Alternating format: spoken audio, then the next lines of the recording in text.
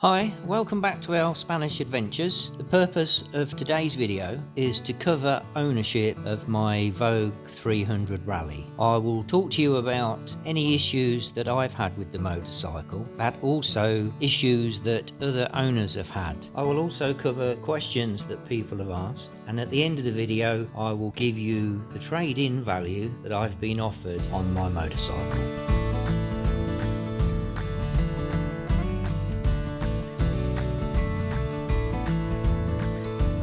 Let's start with the wheels. A common question that keeps coming up is about the spokes. They are not stainless steel. As you can see from mine, there are no rust spots, no pitting, and I've not had any spokes come loose. I've used a pressure washer on the bike every time it's been out, being careful not to put high pressure jet into wheel bearings and electrical components. And I've also used a motorcycle dryer every time. The tyres, Timson, having covered 6,000 kilometres, as you can see, they're definitely good for another 6,000, I would say. Most of my off-roading is gravel, dusty, sandy. Grip-wise, they've been excellent. The question that's come up is tyre pressure. The manual says that tyre pressure should be 32 psi, but I've been running 20 psi both front and back.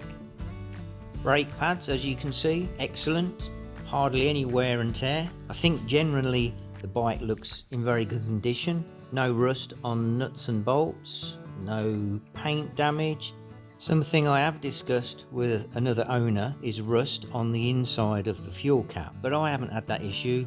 The expansion tank has caused a few problems, but what's been happening is the water, or the coolant should I say, has only been in the radiator and the expansion tank has not had any water in it. Mine was exactly the same. I filled it up with water, hadn't had an overheating issue with the bike, and certainly haven't had since. Now let's talk about the rectifier. On the bottom of the rectifier there's a small rubber boot. It's open at the top. The water gets into the boot, can't get out because it's sealed at the bottom, and therefore it causes a short, which then burns out the rectifier. There's a simple fix for this. If you just pierce a small hole at the bottom of the boot, lets the water out, and I have not had a problem.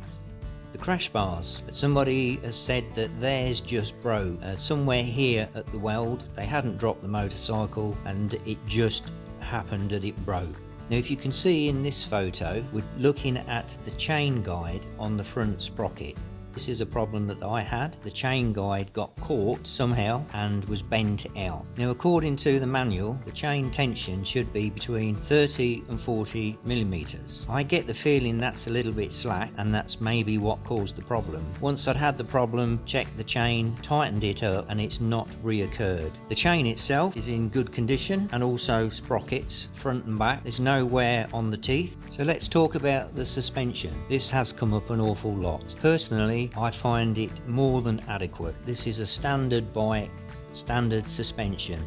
Now the bike is tall, as I mentioned in my first Vogue Rally review, but it has settled down. It is a little bit low. Once you get a bit of sag in the suspension and a bit of weight on there, it's fine. The side stand, somebody reported to me that theirs bent, but I've pivoted the bike round on the side stand and not had any issues at all. Let's talk about servicing. Straightforward motorcycle maintenance servicing. Change the oil filter, and I've also fitted a new spark plug. Now with the filter, there's a small spring that goes inside first, and I found just by putting a small amount of grease on the bottom of the spring, just stuck it in place while you can slide the filter in. Now the owner's manual with reference to servicing, page 24, is incorrect. They refer to adjusting the valves with a nut and screw. That isn't the case. This engine has the shims. When I did my valve check, they were exactly where they needed to be, so I didn't have to go any further with that. Again, the manual says you can get the valve cover off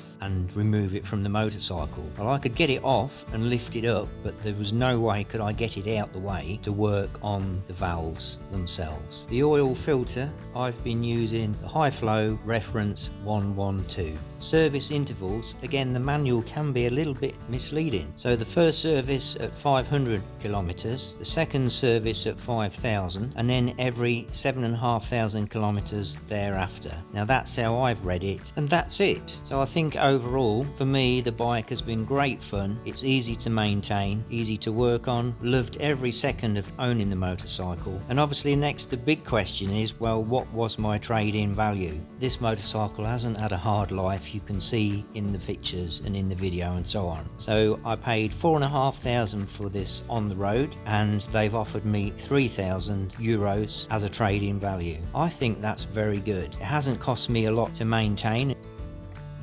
I hope you found the video useful. If you have, please like and subscribe, and I'll see you again soon.